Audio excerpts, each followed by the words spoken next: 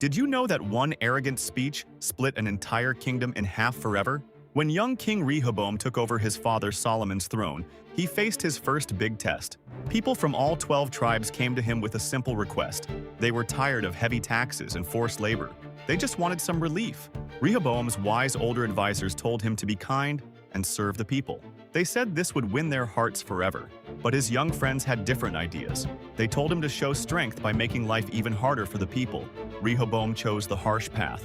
He told the people his little finger was thicker than his father's entire waist. He promised to make their burdens heavier and use scorpions instead of whips for punishment. The people were shocked. 10 tribes immediately rebelled against him. They shouted, "What portion do we have in David?" and chose Jeroboam as their new king instead.